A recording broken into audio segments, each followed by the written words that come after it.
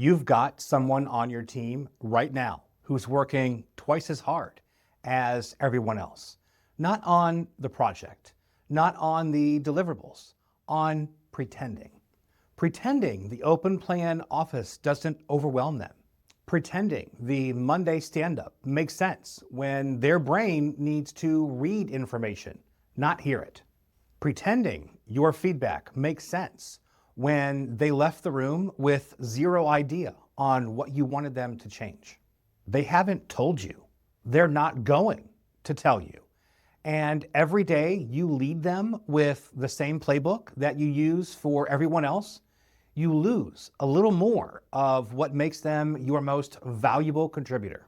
Today, we're talking about what it takes to lead neurodiverse adults at work, specifically people with ADHD and autism, and why everything that most leaders have been taught about supporting them is backward. Welcome to Toby Talks. I'm Toby Hoy, and this is where we dig deep into leadership, development, and process improvement for people who want to get better at all three. Today's episode is one I've been wanting to do for a while, and here's why.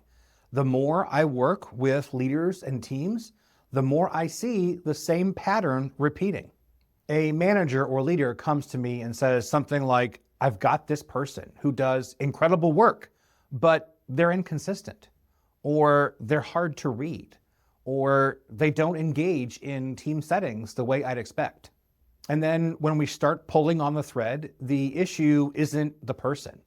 The issue is the system. The team's processes, communication habits, and unwritten rules were all designed for one type of brain, and this person's brain doesn't match the template. Here's what makes this pattern so persistent. The leaders experiencing it are good leaders. They're not negligent. They're not uncaring.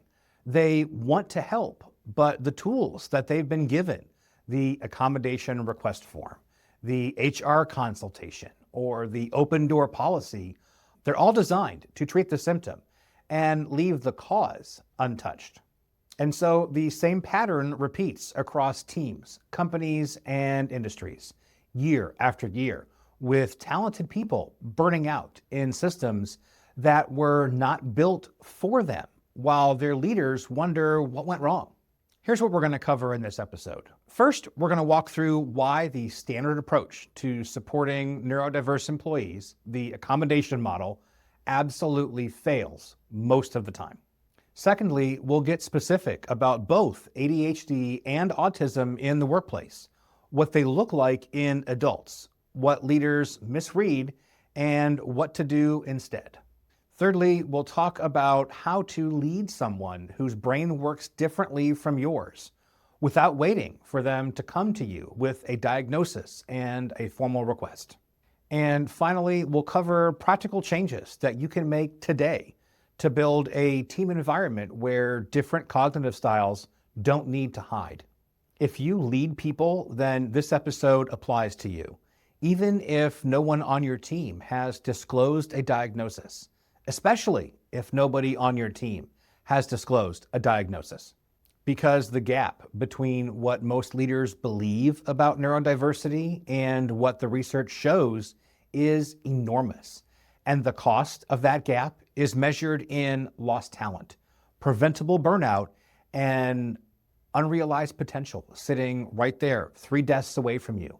This episode is going to change how you think about leadership. I want to start with something uncomfortable. If you're a leader and you think you're supporting your neurodiverse team members because you've approved some accommodations through HR, I need you to stop and sit with this for a minute. Accommodations, the way that most organizations practice them, are designed to protect the company, not to develop the person. Let me explain what I mean by that. The standard accommodations process goes a little like this. An employee discloses a diagnosis or a challenge. HR gets involved. A list of adjustments gets created and documented. Things like extra time on deadlines, or a quieter workspace, or maybe permission to wear headphones, or flexible start times. All of those are prime examples. On paper, it looks like the company is doing the right thing, and legally it is. But from a leadership perspective, it's the bare minimum dressed up as generosity. Here's the problem with every single item on those lists. Every accommodation starts from the same assumption that the workplace is the standard and the person is the exception. The format of the meeting is fine. It's the person who needs an exception to it. The open plan office is fine, but the person needs an exception to it. The feedback process is fine, but the person needs an exception to it. But what if the meeting format isn't fine? What if it's a format that rewards fast verbal processing and penalizes anyone who needs some time to think before speaking? What if the open plan office format isn't productive for anybody and your neurodiverse employees are the only ones that are honest enough to say so?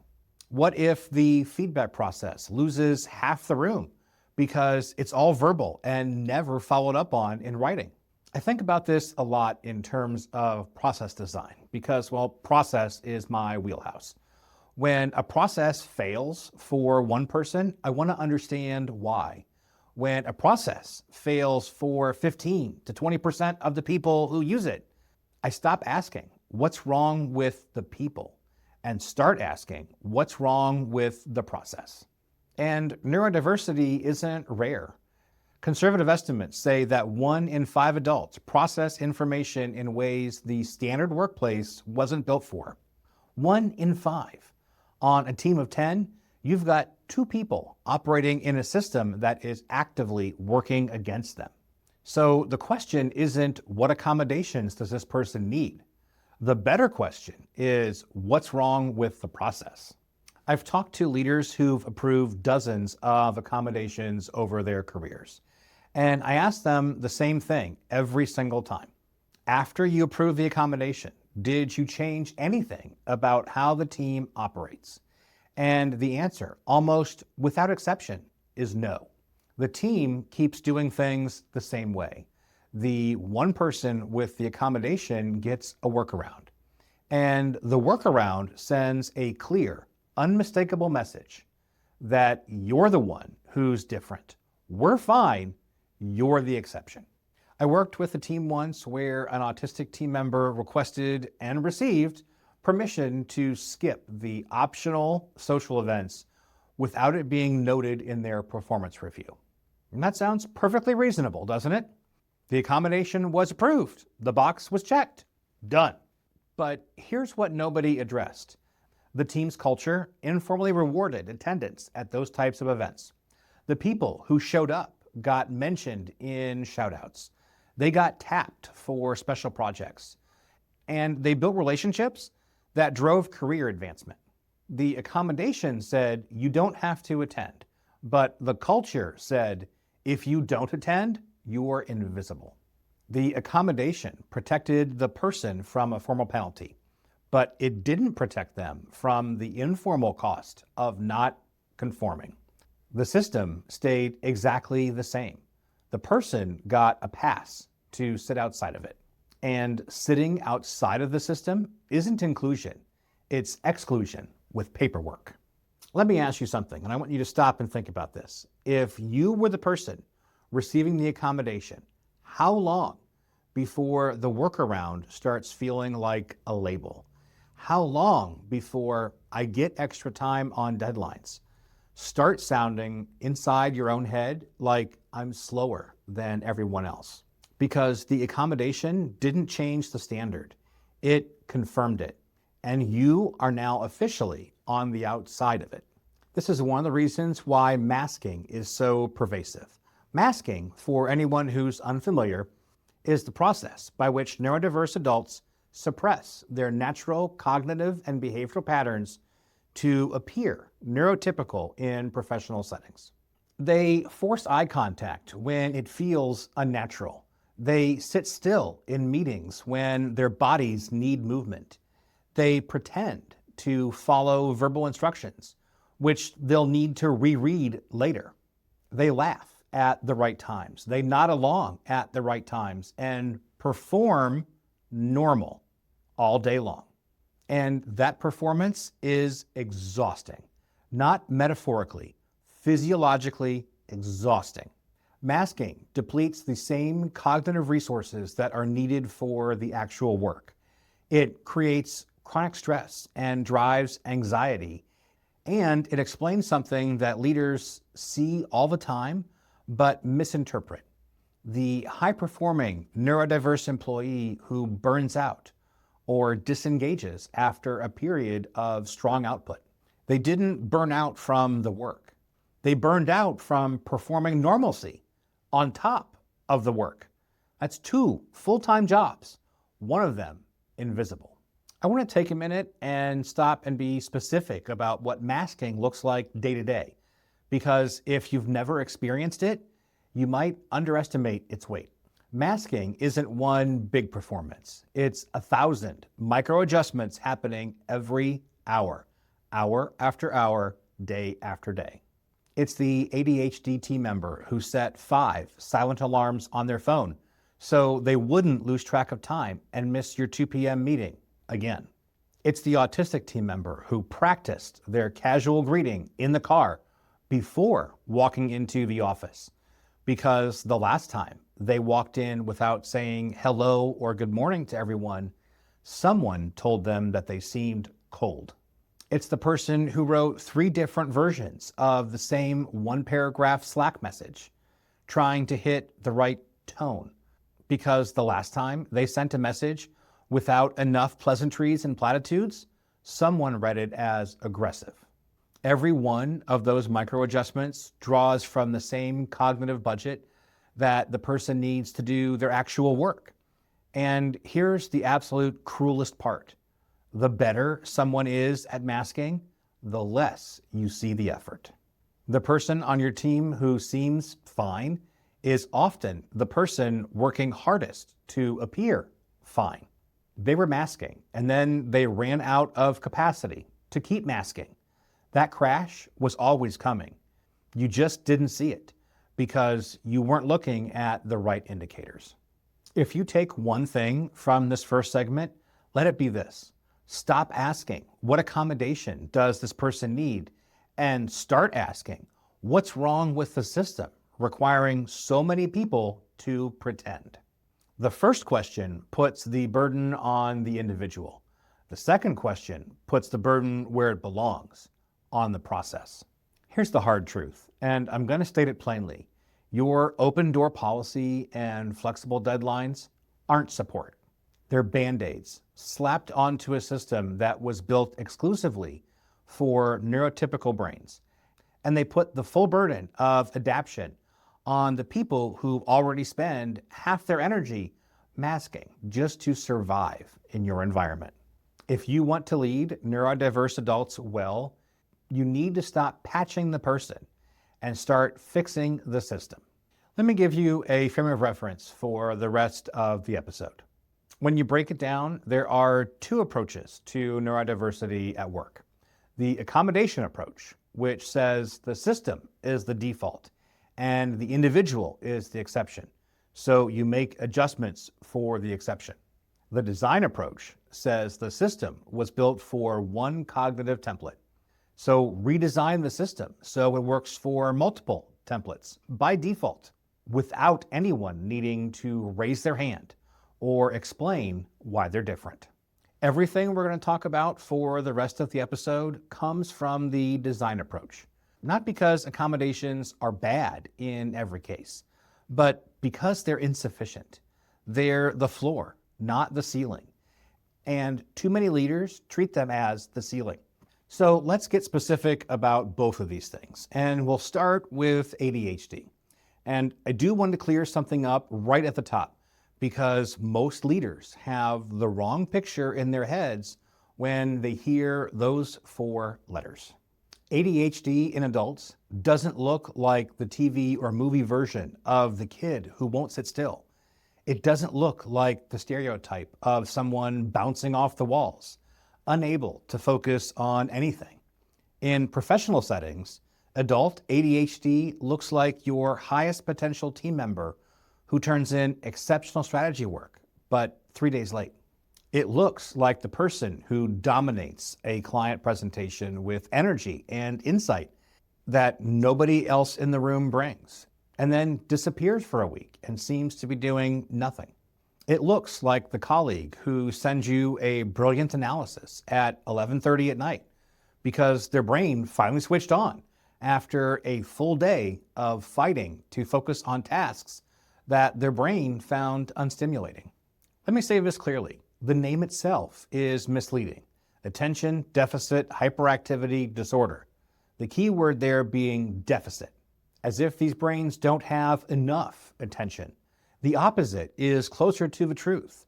People with ADHD don't lack attention. They lack voluntary control over where their attention goes.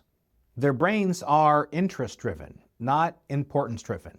When something is novel, challenging, personally meaningful, or urgent, they will lock in to a state called hyperfocus, producing some of the best work that you'll ever see from anyone on your team.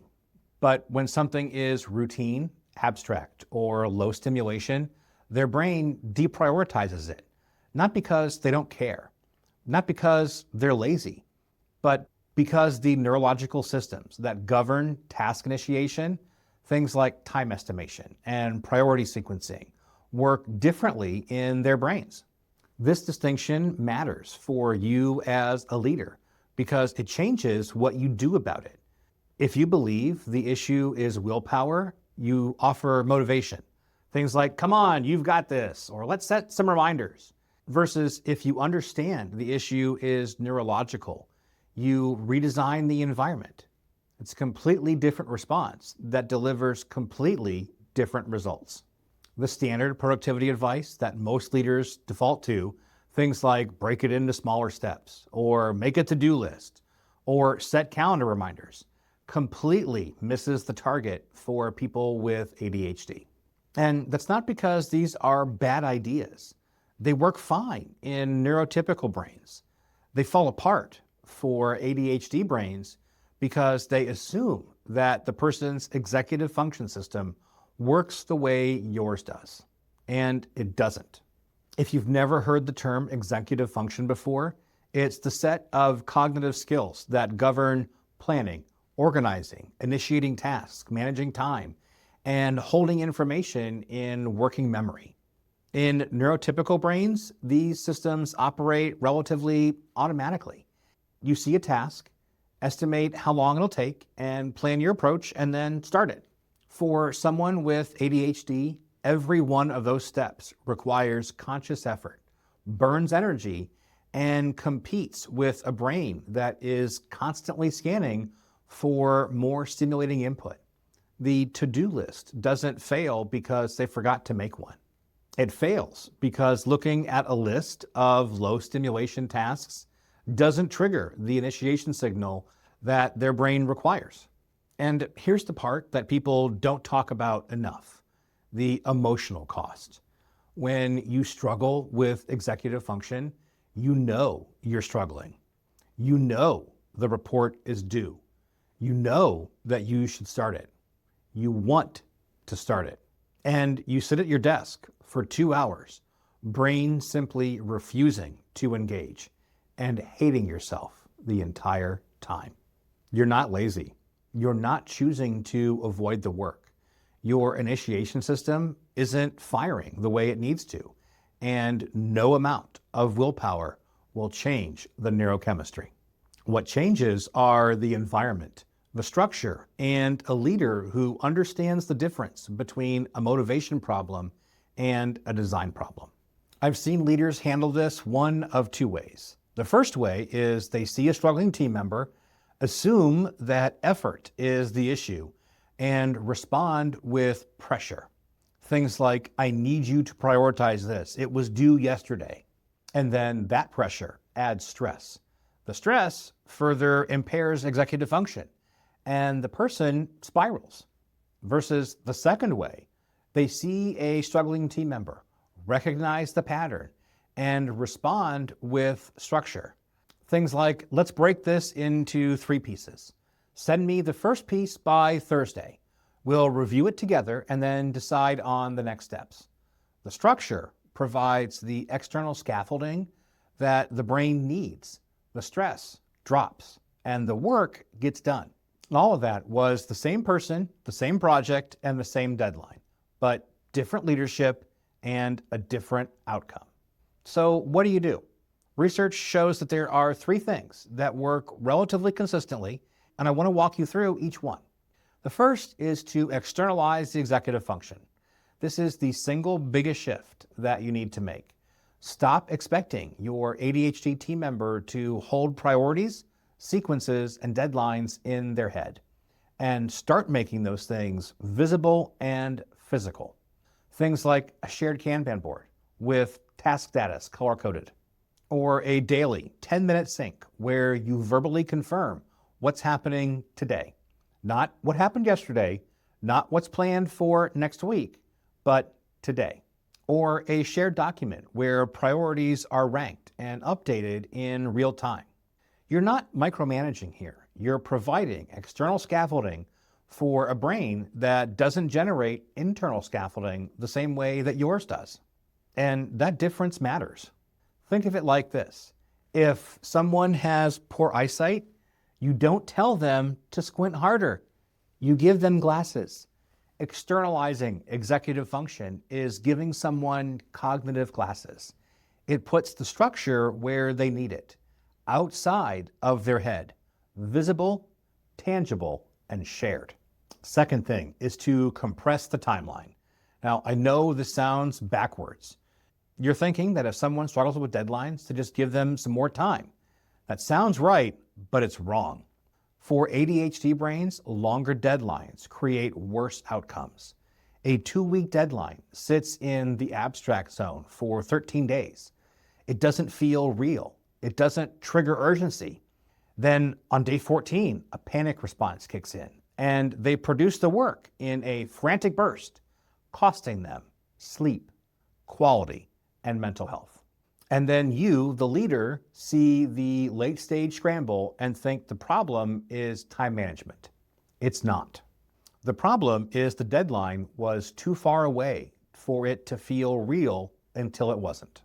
The fix here is to replace the 2-week assignment with a series of 3-day sprints, smaller deliverables, more frequent check-ins, tighter feedback loops.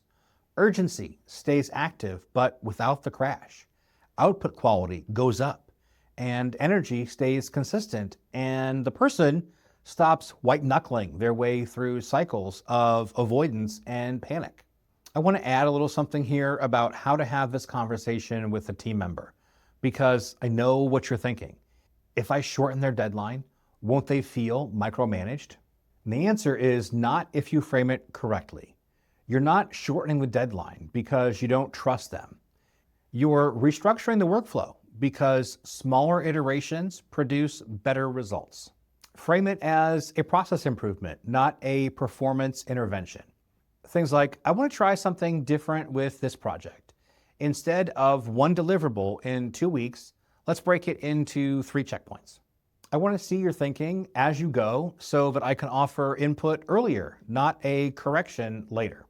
That's the same outcome, but a completely different signal. The other thing to understand about ADHD and deadlines is the relationship between urgency and quality. When someone with ADHD hits a deadline-driven focus state, the work they produce is often exceptional. The problem isn't with the quality of the output. The problem is the cost of getting there. The crash afterward, the sleep lost, the stress accumulated.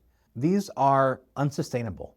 Sprint formatting doesn't reduce the intensity, it distributes it. Instead of one volcanic eruption of productivity, you get a steady series of controlled burns. Same fire, manageable heat. And third is to measure the output, not the process. This one requires you to confront something about yourself. When someone delivers exceptional work in a way that doesn't match your process, what do? Do you evaluate the work or do you critique the path that they took to get there? ADHD brains find their own routes to the finish line, and those routes don't always look linear. They don't always look organized. They involve late nights, tangential exploration, and a mess of browser tabs. And the end product is often extraordinary. Your job as a leader is to care about the destination. Let the route they take be theirs. Now, let's make this concrete with an example. Picture Toby's taco truck. Opening day of a busy holiday weekend. 3 crew members on the line. And every morning, I run a 5-minute stand-up meeting. Old school format. Go around the circle. Each person answers 3 questions. What did you do yesterday? What's your plan for today? And is anything blocking you? Simple, clean. Works great in textbooks. 2 of my crew members handle it fine. The third one, my best line cook, the person whose speed and precision keep the line moving at lunch rush, freezes up every single time. She knows what she needs to do. She's mapped the entire shift in her head. But when I put her on the spot to verbalize it in sequence in front of 2 other people with 0 prep time, her brain scrambles. She gives a vague answer, mumbles something about prepping the proteins. I walk away thinking she's unprepared. She walks away thinking that she's failing. And in this scenario, nobody wins. So one Monday, I changed the format. Instead of a verbal go around the circle, I put a whiteboard by the prep station. When each crew member clocks in, they write their 3 priorities for the shift on the board.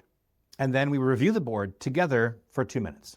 It's the same information, no spotlight and no verbal processing under pressure. And here's what happens. My line cook, the one who froze in every stand-up, starts writing the clearest, most detailed shift plans of anyone on the crew. Protein rotation, station timing, prep sequences for the rush window, all of it laid out in her handwriting on a whiteboard. Writing is where her brain organizes best. I'd been forcing her to perform in a format that penalized her processing style. And when I removed the penalty, her brilliance showed up instantly. The whiteboard took 10 minutes to set up. It cost me a trip to the office supply store and about $40. And it didn't accommodate one person. It made every morning on the truck better for all of us. Here's what's important about that story. I didn't ask my line cook, do you have ADHD? Do you need an accommodation? I observed a process that was failing for a team member and then fixed the process. I noticed the format was the problem, not the person. And the fix I implemented didn't single a single person out. It became the new standard for everyone. Nobody needed a diagnosis. Nobody needed a disclosure. Nobody needed to feel different. The process changed, and the results improved across the board. This is the difference between the accommodations mindset and the design mindset. Accommodations ask the person to explain why they're different. Design asks the leader to build something better. One of those requires vulnerability from the employee. The other requires humility on the part of the leader. I know which one I'd rather bet on. Bottom line, leaders don't manage brains. They design systems, letting different brains win. Now let's move on to autism. And I want to approach this with the same directness as we did ADHD, because the misunderstandings here run even deeper, and the consequences for autistic professionals are significant. First, let's clear the table of the stereotypes. The media image of autism, the socially awkward genius, the person who won't make eye contact, or the savant with no emotional range, describes a narrow slice of the autism spectrum. Many autistic adults in professional settings are socially skilled, empathetic, and effective communicators. They've spent years, sometimes decades, learning the social rules of the neurotypical world through conscious effort. They have painstakingly built internal rule books for small talk, body language, email tone, meeting behavior, and professional self-presentation. And all of that is exhausting, not annoying, not tiring, exhausting at a neurological level. And here's why. The core difference in autism isn't a lack of social ability, it's the processing cost of social interaction. Neurotypical brains handle social cues automatically, below conscious awareness. You read a room without trying. You adjust your tone mid-sentence based on someone's facial expression without making a decision to do so. You pick up on sarcasm, subtext, and emotional shifts through pattern recognition running in the background of your cognition. Autistic brains process the same information manually through learned rules and pattern recognition running in the foreground, consciously, deliberately. Every smile decoded. Every tone of voice is analyzed. Every pause in a conversation is interpreted through a rulebook built from years of observation and practice. The result looks the same on the outside. An autistic colleague in a meeting appears engaged, responsive, and socially fluent, but the cognitive cost is enormous. They're running every social calculation consciously, the way you and I would run long division on paper, while someone else does it in their head. We get to the same answer, but with 10 times the effort. This means an autistic team member who nails a client meeting and seems totally comfortable might go home and need 3 hours of silence to recover. They're not antisocial. They're not disengaged. They're cognitively depleted from running every social interaction through manual processing for an hour. The second dimension leaders need to understand is sensory processing. And this is where the work environment itself becomes the obstacle. Most neurotypical adults filter out background noises, flickering lights, ambient temperature changes, or the scent of a coworker's lunch without any conscious effort. Your brain files these inputs as irrelevant and then suppresses them. Many autistic adults either don't have this automatic filter or have a less effective one. Every sensory input competes for processing bandwidth. The hum of the HVAC system, the buzz of the fluorescent lights, the colleague tapping a pen 3 desks away. All of these register at the same priority level as the work itself.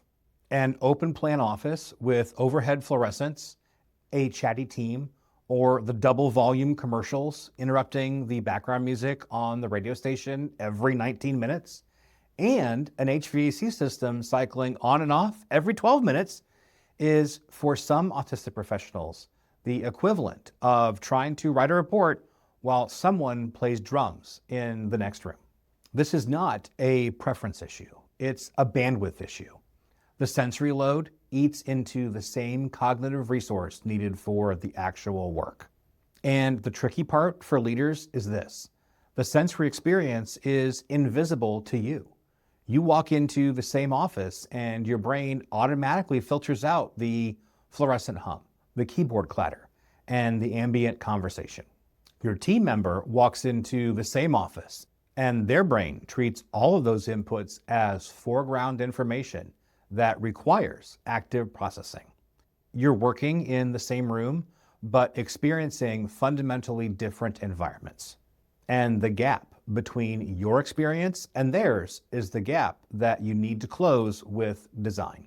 Let me give you a specific scenario. You've got a team member producing outstanding analytical work. Their reports are thorough, their logic is airtight, and the recommendations save the company money every quarter. But they have a pattern you've noticed. They do their best work from home on Tuesdays and Thursdays, and on their in-office days, their output drops. You've considered whether they're just phoning it in on office days and wondered why they appear less committed than you thought. Here's what's happening under the surface. On home days, they control the sensory environment. They choose things like the lighting, the noise level, and the temperature. Their full cognitive bandwidth goes to the work. Compare that to the office days. 20 to 30% of their cognitive bandwidth gets consumed by managing sensory input that they don't control. The fluorescent lights, the open plan noise, the perfume from the person 2 desks over. Their output drops, not because their effort drops, but because they have less processing power available for the work itself. They're running the same software on a machine with 30% less RAM. Once you understand this, the solution is obvious. Protect their home days. Designate quiet zones in the office. Offer noise-canceling headphones as standard equipment, not a special request. Swap their desk from the center of the open plan to a corner with fewer visual or auditory distractions. None of those changes requires disclosure, but all of them require observation and empathy from the leader. Here's what leaders often do instead of understanding this. They see strong performance one week and exhaustion the next. They see someone who's brilliant in structured interactions and absent in unstructured ones. They connect the dots and conclude that this person is struggling. Their role is too demanding. They need either a lighter load or a different role. And that's simply wrong. They're not struggling with the work. They're struggling with the environment that you've put the work inside of. Change the environment and you'll see performance you didn't know was possible. Just like with ADHD, let me give you 3 practical moves. Practical move number 1 is to say what you mean every time. Indirect communication is the enemy of efficient cognitive processing for autistic team members. Things like, it would be great if someone took a look at the numbers before Friday, is a fog machine. Who is someone? Which numbers? What does take a look mean? A quick scan? A full audit? A presentation? Every piece of ambiguity costs cognitive energy because the person has to decode the subtext that your brain processes automatically. Replace that with direct, specific, complete communication. Things like, Maria, please review the third quarter expense report for variances over 5% and send me a 1-page summary by Thursday at noon. There's nothing rude about it, nothing condescending about it. It's clear. And here's the thing, every single person on your team benefits from clear instructions. Not one team member in the history of work has ever said, I wish my boss was more vague. Practical move number 2, provide written context before meetings. Send the agenda at least 1 business day in advance. And I don't mean a list of topics. Fourth quarter budget discussion isn't an agenda. It's a category. Decide on fourth quarter marketing budget allocation, approve the $50,000 digital proposal, or redirect funds to events is an agenda item. It tells people what is happening, what decision needs to be made, and what they need to do to prepare. For autistic team members, this advanced written context is transformative. It gives them time to organize their thoughts, prepare their input, and arrive ready to contribute rather than spending the first 15 minutes trying to figure out what the meeting is about. And again, this helps your entire team. Meetings with clear agendas and defined outcomes are shorter, sharper, and more productive for everyone. And number 3 is to respect transitions. Unexpected changes are disproportionately costly for autistic professionals. And here's why. When an autistic person sits down to start a focused work block, they've often spent significant cognitive energy building a mental framework for that task. They've organized the steps, anticipated the challenges, and allocated their processing bandwidth. A last-minute meeting invite doesn't just cost them 30 minutes. It costs them the entire framework that they've built, which they'll need to rebuild again from scratch when they return to that task. And often this is where I get the most pushback from leaders. Everyone deals with interruptions. It's part of working on a team. And that's true. Everyone does deal with them, but the cost isn't equal. For a neurotypical worker, an unexpected meeting is an annoyance at best. They context switch, attend the meeting, and return to their original task with just a few minutes of reorientation. For an autistic team member, the context switch isn't a transition. It's a complete demolition and a rebuild. Their brain doesn't slide between tasks. It disassembles one framework and constructs another one from the ground up. Every surprise meeting, every got a minute, every last second Zoom link costs them exponentially more cognitive energy than it costs you. Understanding this doesn't mean eliminating interruptions. It means being intentional about them. Batch your meetings together. Protect deep work blocks. And ask before interrupting a focus period rather than assuming everyone is equally interruptible. And when a disruption is necessary, own it. Things like, I know you were in the middle of something and I'm pulling you out of it, but here's why it matters and roughly how long I think it'll take. Acknowledging the cost respects the person's process. Ignoring it tells them that their process doesn't matter to you. Wherever possible, protect calendar predictability. Give advance notice of changes. Batch meetings together so that uninterrupted work blocks stay uninterrupted. And when a change is unavoidable, acknowledge it. I know this wasn't planned, and I'm sorry for the disruption. That sentence costs you nothing and takes 5 seconds, and it signals respect for their process.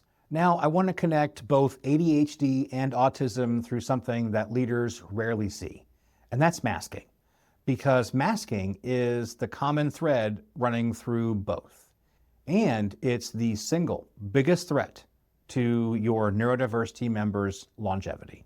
For autistic adults, masking means scripting conversations in advance, forcing eye contact when it feels unnatural, and performing emotions the way that they've learned neurotypical people expect. It means smiling when the social rules say smile, even when the urge isn't there.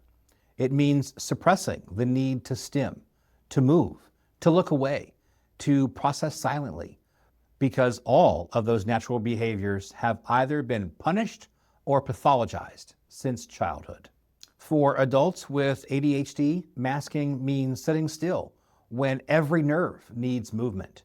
It means pretending to track along in a meeting that their brain tuned out of 10 minutes ago.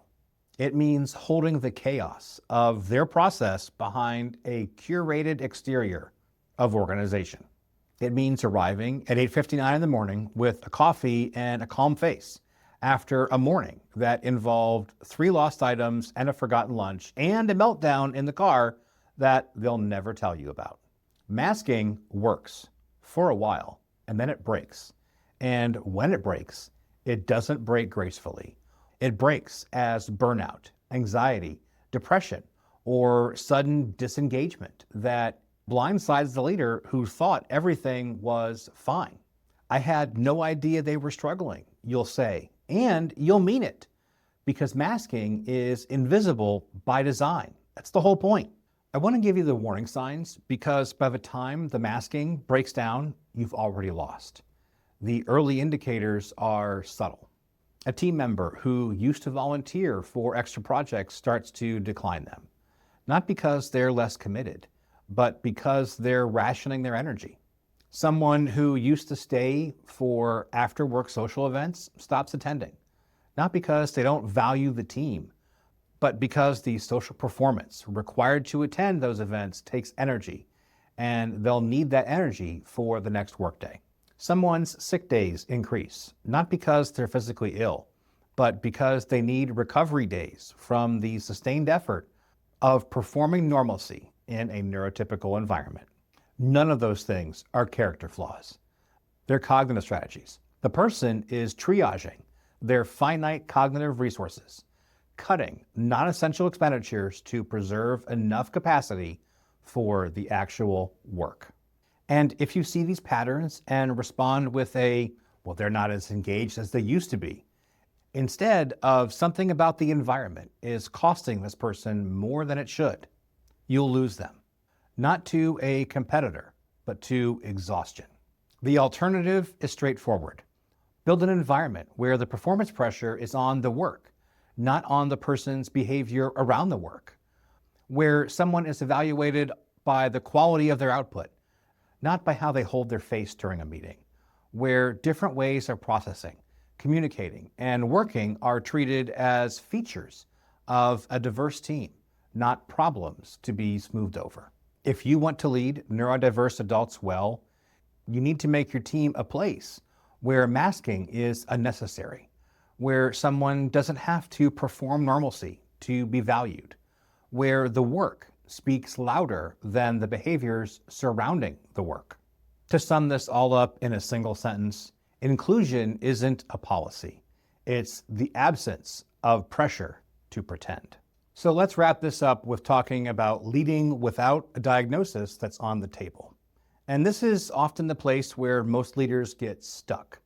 They hear everything that I've said so far, and they nod along, and then the first question out of their mouth is, but what if nobody on my team has told me that they have ADHD or autism? How do I know who I'm supposed to help?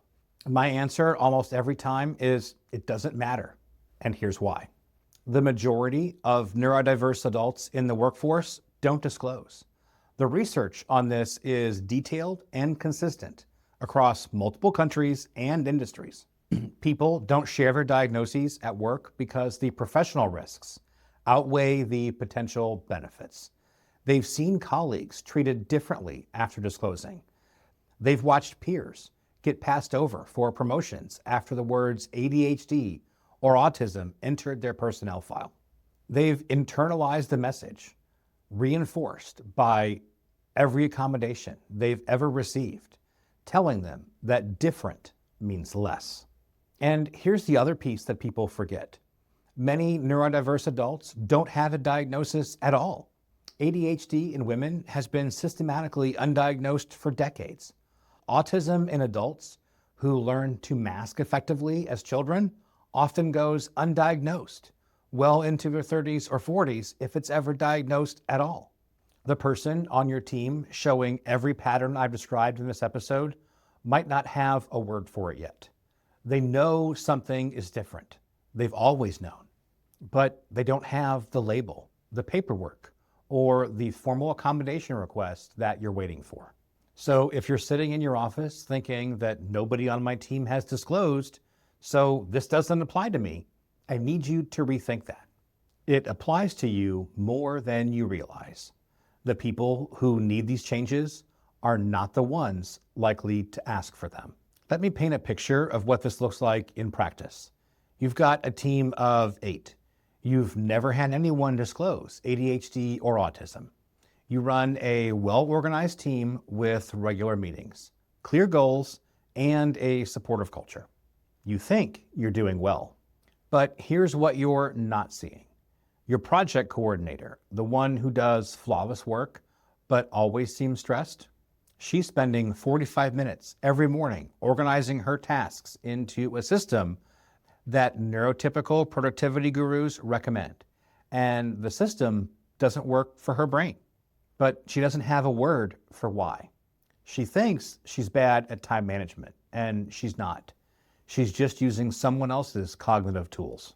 Your senior developer, the one who always delivers clean code but never speaks in sprint retrospectives, he's not disengaged, he's processing. His brain needs 12 to 15 seconds to formulate a verbal response to an unexpected question. Your retrospective moves too fast. By the time he's organized his thoughts, the conversation has moved on. He goes home feeling invisible. You go home thinking he doesn't care. Your marketing lead, the one who sends emails at midnight with brilliant campaign ideas, she's not a workaholic. Her brain's most creative window opens after 10 p.m. She's been fighting it for 15 years, forcing herself to work 9 to 5 and producing mediocre output during the day, and then doing her best work, her real work, after everyone else is asleep. She's not exhausted because she works too much, but because she works twice, once for appearances and once for real. None of these people has ever disclosed anything. None of them might ever disclose anything, but every one of them would perform better, feel better, and stay longer if you redesigned 3 small things about how your team operates. Number 1, written task management systems instead of verbal ones. Number 2, asynchronous retrospective channels alongside the live ones. And number 3, flexible schedules evaluated by output, not by hours. This is why the design approach matters so much more than the accommodations approach. You don't need a diagnosis to redesign your meeting format. You don't need a disclosure to start sending written agendas. You don't need a formal request to offer multiple channels instead of insisting everything happens over Slack. You don't need paperwork to shorten a deadline or add a written follow-up channel after meetings.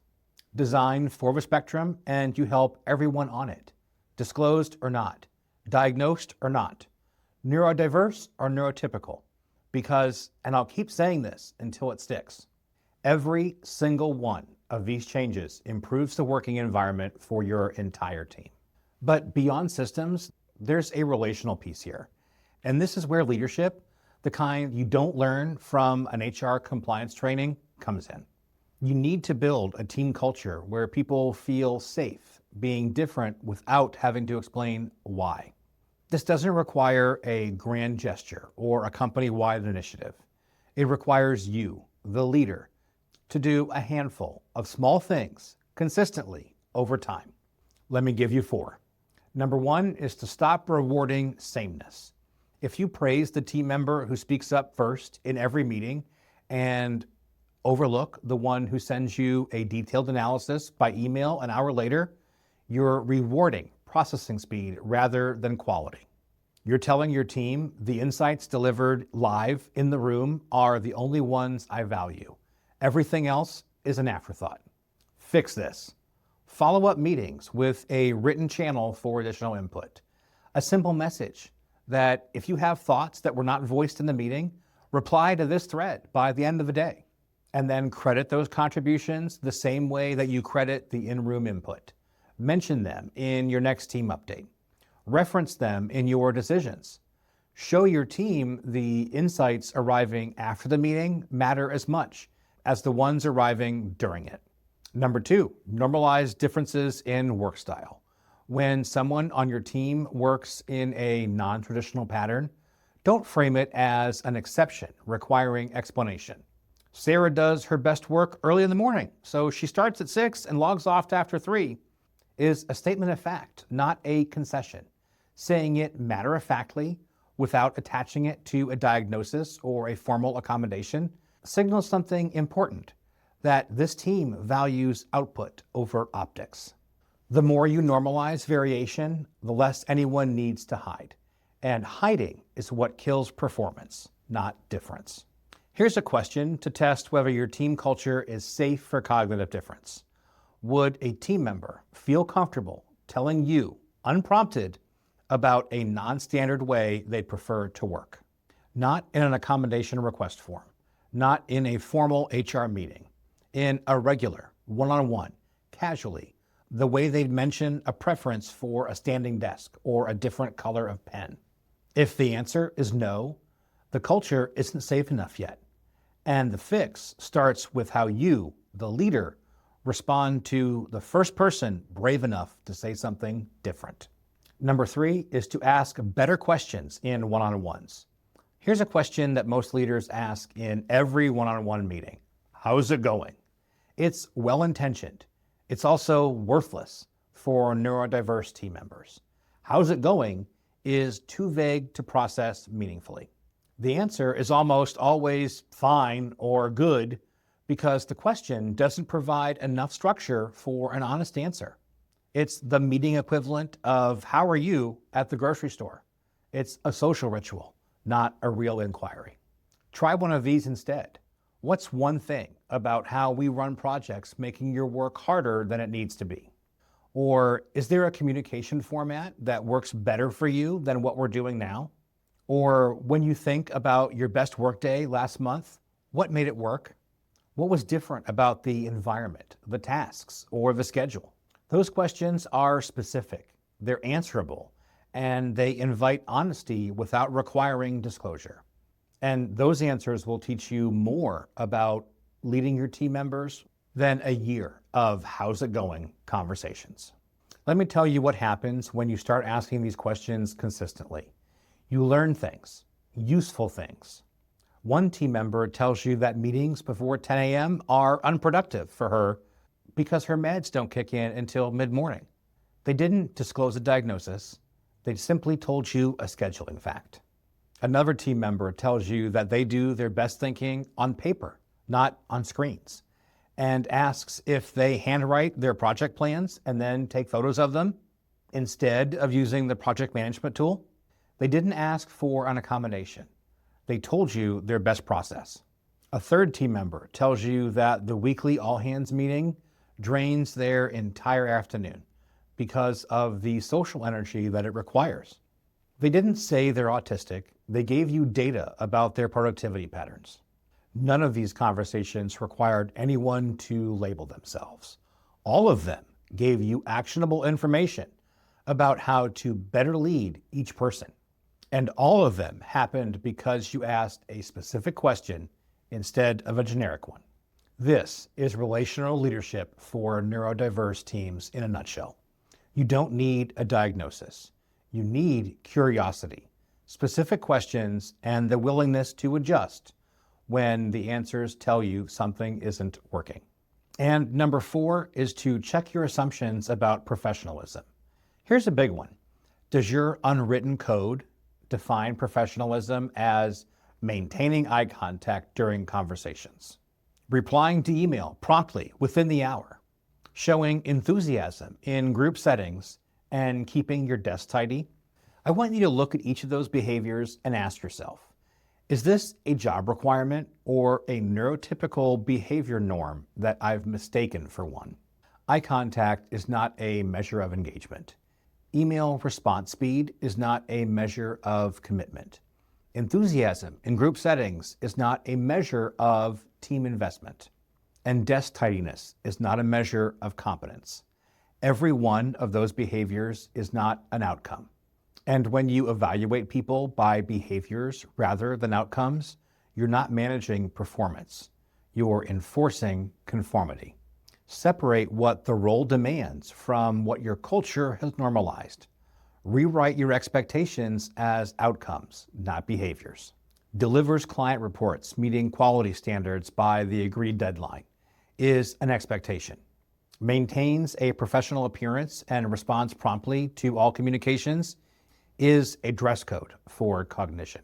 And here's the uncomfortable extension of this idea. If your performance review system evaluates communication skills or teamwork or executive presence without defining those terms as specific, measurable outcomes, you are, right now, penalizing neurodiverse team members for being neurodiverse. Not intentionally, not maliciously, but structurally, because those vague descriptions default to neurotypical behavior norms in the mind of whoever's doing the evaluation. Want to fix this one? Define every evaluation criterion as something that you measure from the work itself, not from observing the person's behavior while doing the work. Communication skills becomes stakeholders report receiving timely, accurate project updates. Teamwork becomes contributed to 3 cross-functional initiatives and met all collaboration deliverables. Executive presence gets deleted entirely because it's a subjective assessment of how someone looks and sounds and has nothing to do with the quality of their leadership. I want to close out the main content with something that you walk away with today. Not theory, not principles. 7 changes that you can implement starting right now. Each one takes less than an hour to set up, costs nothing, and benefits every person on your team. I'm giving you 7 because I want you to pick 3. Not all 7 at once, 3. Start there, get them running, see the results, and then add more. The goal isn't to overhaul your entire team in a week. The goal is to start moving in the right direction and build momentum from small wins. So here's the list. Number 1, send written agendas for every meeting at least 1 business day in advance. Not topic lists, outcome-based agendas. This gives every brain on your team a chance to prepare and leads to shorter, better meetings. Number 2, replace one verbal-only process with a written-first process. Pick the meeting or handoff where you've seen the most confusion. Add a written component, a whiteboard, a shared doc, a 5-minute pre-read, something. You'll see immediate improvement in both clarity and follow-through. Number 3 is to shorten one long deadline. Take your longest current project assignment and break it into 3 or 5-day sprints with check-ins. Don't add more work. Break the same work into smaller processes with more frequent touch points. Watch what happens to both output and energy. Number 4 is to make all communication explicit for 1 week. End every assignment with 3 things. Here's what I need, here's the format I want it in, and here's the deadline. No assumptions, no subtext, no, you know what I mean, full clarity, every time. After a week, decide whether to keep going or not. I'll bet that you will. Because here's what you'll notice. The people who always seem to get it without explicit instructions were doing interpretive work that you never saw. They were guessing what you meant and getting lucky. When you remove the guesswork, everyone's output improves because nobody is wasting cognitive energy trying to decode your intentions. Number 5 is to add a written follow-up channel after meetings. After your next team meeting, send a message. If you have thoughts not shared in the meeting, reply here by the end of the day. And then treat those contributions with the same weight as the in-room input. Credit them publicly and reference them in decisions. Number 6, audit your workplace for sensory load. Walk through your team's work environment and note 4 things: lighting intensity, ambient noise level, availability of quiet options, and visual clutter. You don't need to redesign the office. Identify one thing that you would change or one option you would offer. A lamp instead of overhead lights. A quiet room bookable for deep work. A standing invitation to wear headphones without any judgment. And number 7, rewrite one performance expectation as an outcome, not a behavior. Find the place in your review criteria where you're evaluating how someone works instead of what they produce. These 7 ideas are small in isolation. None of them will transform your team overnight, but together they signal something profound, that this is a place where different brains are welcome, not just tolerated, not accommodated as a special case, but welcome structurally by design. And one more thing about these 7 change ideas, notice what they all have in common. None of them require you to know who's neurodiverse and who isn't. None of them singles anyone out. None of them needs a diagnosis, a disclosure, or an HR form. They are universal design decisions that improve the operating system of your team for everyone who runs on it. When the floor rises for different cognitive styles, the ceiling rises for the whole team. Let's bring this all together to close out. Neurodiversity isn't a special category of employee. It's a description of how 1 in 5 human brains work. Your team has neurodiverse members right now, whether you know it or not. The accommodations model treats neurodiversity as an exception to be managed. It puts the burden on the individual to adapt to your system. It works on paper and fails in practice because it never addresses the real problem. Your system was built for one type of brain. Leading neurodiverse adults means redesigning your process, communication norms, and definition of professionalism so that different cognitive cycles don't have to hide to belong. It means externalizing executive function for the ADHD team members. It means providing clarity and predictability for autistic team members. And it means doing all of this by default, not by request. The 7 changes we discussed earlier are not accommodations. They're upgrades. Every one of them makes your team better for every brain in the room. You don't need to know who's neurodiverse. You don't need anyone to raise their hand. You need to build a system where different doesn't mean difficult, and where the quality of someone's work matters more than whether their process looks like yours. You don't need a diagnosis. You don't need a disclosure. You need the willingness to question the assumptions that are baked into every process your team runs, and the discipline to change the ones that only the default brain works for. The system isn't broken for them. It was never built for them. Build better. And here's the last thing I want to leave you with before we wrap. None of this is charity. None of this is about being a nice leader or checking a diversity box. This is about performance. The neurodiverse members of your team bring cognitive strengths that neurotypical team members don't have.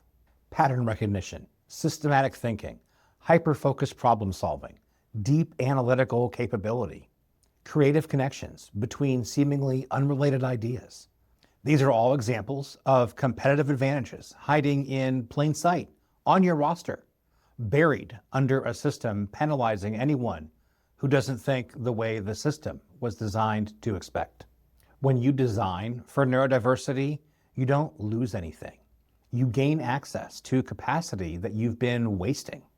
You stop burning out your best people, and you build a team culture where honesty replaces performance, where output replaces optics, and where the best idea wins, regardless of the package it arrives in.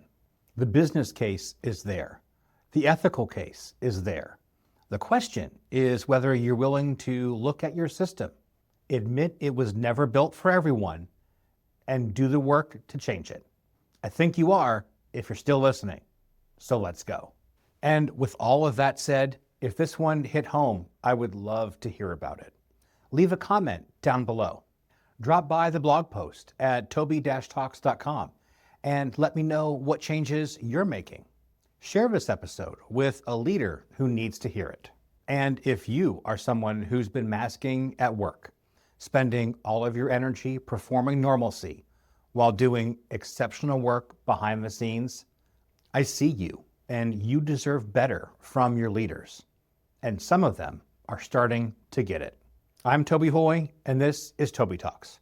Until next time, go lead, go improve, and go grow.